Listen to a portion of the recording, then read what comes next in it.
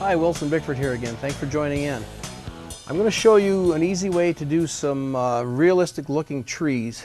Now these are going to be kind of a fir tree, whether they're a pine tree, tamarack, whatever, but they're a needle tree versus a leaf tree. Sometimes they almost look like a cedar. They're kind of a generic tree, but they're a really good way to render them. What I have here is a 1-inch Creative Mark bristle primer brush. And it's a very scraggly, coarse brush, but it works very well for what I'm going to use it for. Down here on the palette, I've got some green, and I'm going to add a little bit of ultramarine blue and Van Dyke brown to that. This is very similar to a sap green, and I'll be honest, I'm not sure exactly what color that is. But the key is how you load this brush. Notice how I'm tapping the bristles so that they separate and they're very open. So if you look at the end of that brush, it is very coarse and open. And notice I'm pushing the brush away from myself. I want to start out with a darker color because I have intentions of highlighting this. Quite a bit of paint in that brush, but don't let it mat together and clog together solidly and become a clump. It's very loose. If I take this brush, now I've already got a background mocked up here, and I'm going to put, I touch the bottom corner of the brush down and then just lightly bend up and let go. What I do is I'm envisioning, I don't draw it on there, but I'm envisioning a trunk line down through the middle where the trunk would be in that tree.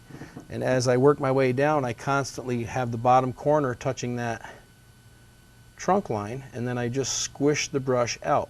And it's just a little bend of the bristles to flare those out. But you'll see that that gives that a really loose look. It looks like the wind could whistle through it and a bird could flit through there if he wanted to. The key is not making it too solid and just making it so that it looks solid. A lot of people have a tendency to just overwork this type of tree. I'm going to do another one right here beside it, and then we'll highlight. And again, if it helps you, you can actually take another brush or use this one and give yourself a little bit of a reference. See, if I put another tree right here beside it, you can actually put a guideline like that in. All it is a guide, and it shouldn't show in the end, so we can do that. And what I do is just touch straight up and just squish the bristles.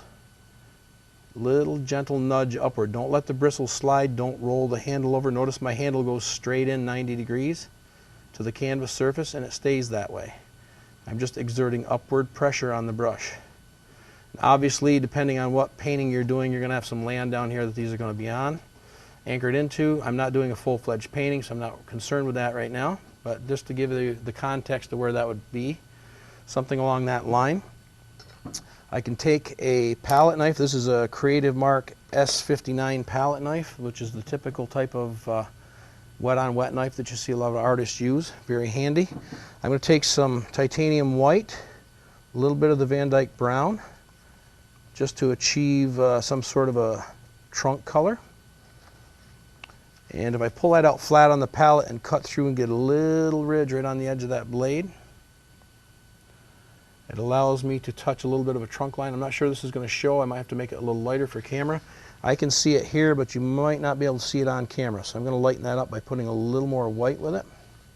Again, it's not the color that's the important issue right now. It's the technique that I want you to absorb. So I just touch a little bit of a trunk line up through the tree. I will come back with that 1-inch brush and add some yellow and white to it to make more of a sunlit leaf color. And you can actually take the tip of the knife and scratch in a few trunk line or limbs from the trunk line.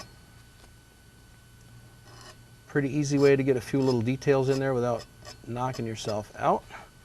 I'm a firm believer in painting smart, not hard, so anything I can do to make it easier, I usually do it that way.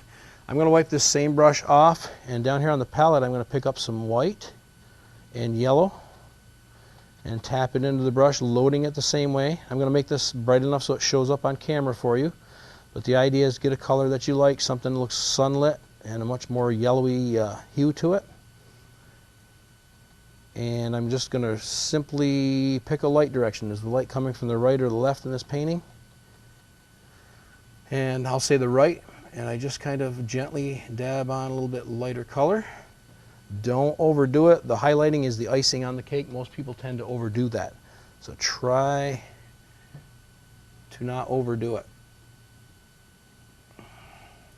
You'll see by adding that light color, it gives it another dimension. The dark now becomes the middle of the tree. It's pushed within the tree and the lights come forward. I'm going to make that a little bit lighter.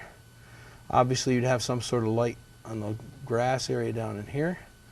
But that's a pretty easy way to get a nice realistic looking tree without a whole lot of work with a fairly cumbersome brush. What everybody considers to be a cumbersome brush, it's really not once you get used to it. So give this a shot. For more tips and info on myself and my classes and my videos as well, check out wilsonbickford.com. Thanks a lot.